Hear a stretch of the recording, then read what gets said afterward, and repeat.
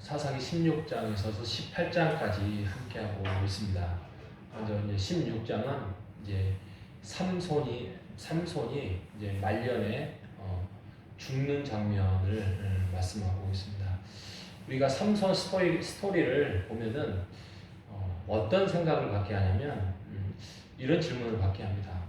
과연 죄로 인하여서 하나님의 영이 우리를 떠나실까? 죄가 심각해지면 하나님의 영이 우리 안에 있는데 과연 떠나실까? 이런 것들이 항상 우리의 살면서 궁금할 때가 있습니다. 그거에 대한 답변을 우리가 삼손의 스토리를 살펴보면서 생각해 본다면 이런 답변입니다. 하나님이 우리를 떠난 게 아니라 우리가 하나님을 떠나는 겁니다.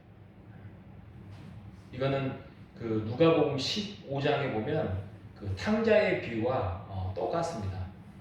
그냥 아버지 집에 평온하게 행복하게 또 즐겁게 또 때가 되면 그 유산을 받아서 살아갈 수 있는데 그 둘째 아들은 그 유산을 받아가지고 집을 떠납니다. 그래서 고생하고 결국에는 이제 돌아오는 장면 우리가 생각해 볼 수 있습니다. 이처럼 삼손도 어떻게 보면 그 부모가 어떻게 하면은 하나님의 사람으로 올바르게 세울 수 있을까? 또 어떻게 키울 수 있을까?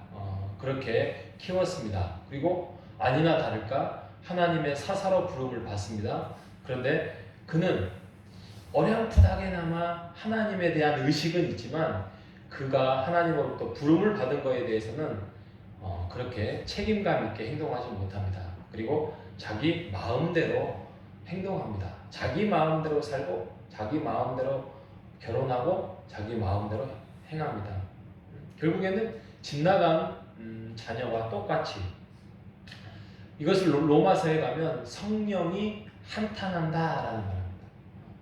하나님께서 그 자녀 삼아주시고 또 그를 품으시고 했는데 하나님을 몰라하고 그 떠나가는 또 자기들 마음대로 그 죄로 살아가는 그러한 모습을 보고 성령이 한탄하는 거예요.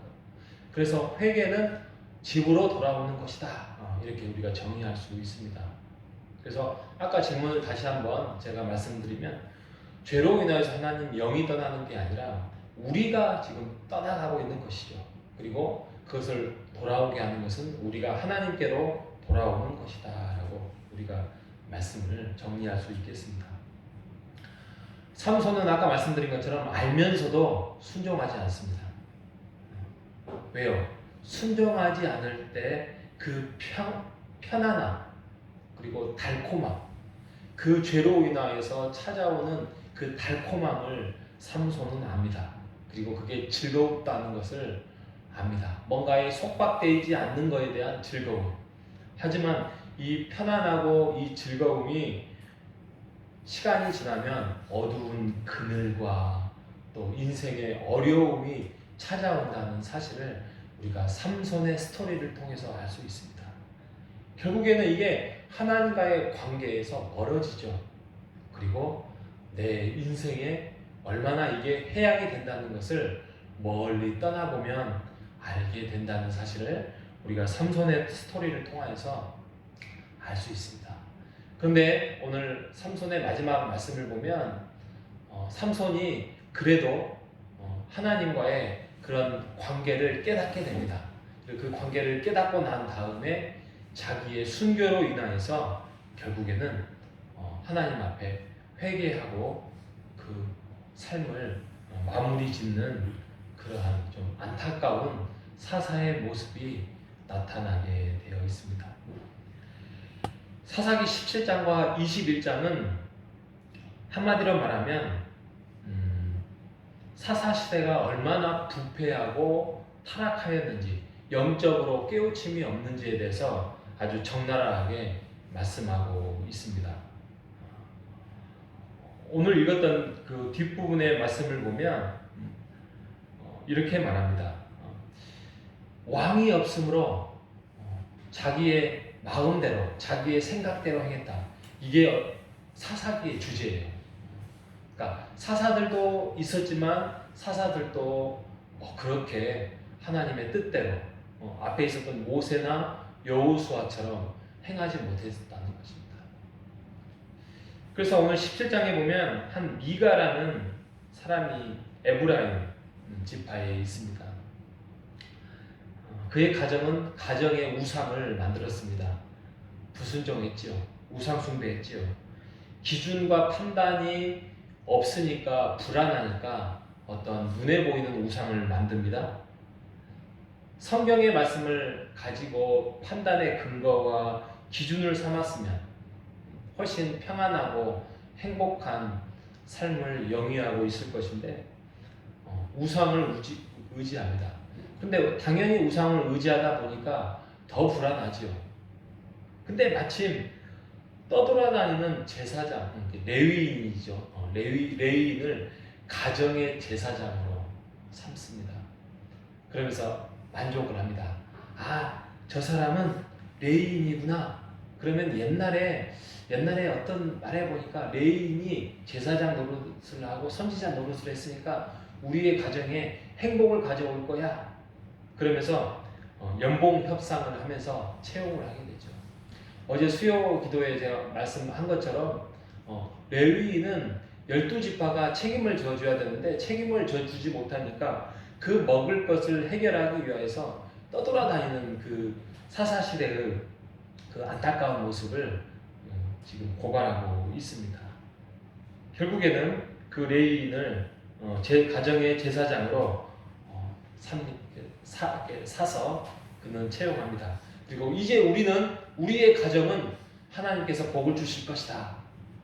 이러한 어처구니 없는 생각을 가지고 있는 게 그 당시의 신앙입니다.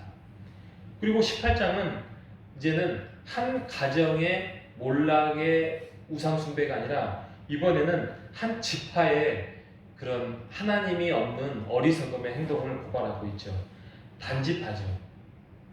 단지파는 하나님께서 일부 차지하라고 하는 그 땅을 차지하면 되는데 그거에 대해서 마음에 들지 않고 또 그거에 대해서 만족스럽지 않아서 정탐꾼을 보내서 다른 땅을 이제 침략을 하려고 준비 중에 있습니다. 그리고 라이스에 가는 지역의 상황을 보니까 그 땅이 굉장히 비옥하고 좋은 땅이거든요. 그래서 그 땅을 차지하려고 침략을 합니다. 이 땅이 하나님께서 우리에게 주신 땅이야. 이 땅이 축복의 땅이야. 그러면서 스스로 만족해하면서 그곳에 침략을 합니다. 그리고 그 침략을 하면서 아까 앞에 있었던 그 가정의 그 땅, 미가의 집에 있는 제사장과 또 드라빔, 에봇, 신상 이런 것들도 다 빼앗아 갑니다. 그러면서 하나님을 구하지 아니하고 자기네들이 약탈하고 침략하는 그런 하나님의 지파, 단지파를 고발하고 있습니다. 죄의 정의, 여러 가지 정의가 있지만 죄는 무법입니다. 무법.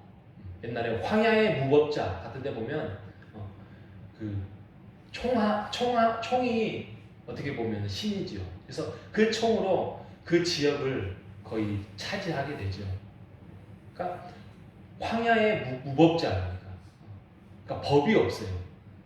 사람을 죽이고 또 내가 차지하고 또 사람을 괴롭히고 죄는 무법입니다. 무법이라는 말은 하나님의 법이 없고 자기가 법이라는 거죠. 내 생각과 하나님의 생각이 충돌했을 때 우리가 당연히 하나님의 율법 말씀을 쫓아서 우리가 충성해야 되는데 내 생각을 쫓아가는 것, 이게 무법이고 이게 죄라는 것입니다. 이게 교만이죠. 그래서 C.S. 루이스가 이런 말 합니다. 교만은 영적인 암이다. 만족감, 사랑, 상식을 좀먹는 것이다. 라고 이야기하고 있습니다. 우리가 이 땅을 살아가면서 혹시 하나님 앞에 교만하고 있지는 않는지 우리가 늘 하루하루 생각을 해봐야 될 것이 이 내용입니다. 우리가 교만하고 있지는 않는지, 내가 조금이나마 그 교만의 씨앗을 품고 살아가고 있지는 않는지, 하나님의 말씀을 멀리하고 내 생각 중심으로 살아가고 있지는 않는지, 내가 미가의 한 사람처럼, 단지파처럼, 삼손처럼 그렇게 살아가고 있지는 않는지, 우리가 그 교만을 떨쳐버리고 하나님 법 앞에 충성하는 오늘 하루가 되시기를 주님의 이름으로 축원드리겠습니다. 기도하겠습니다.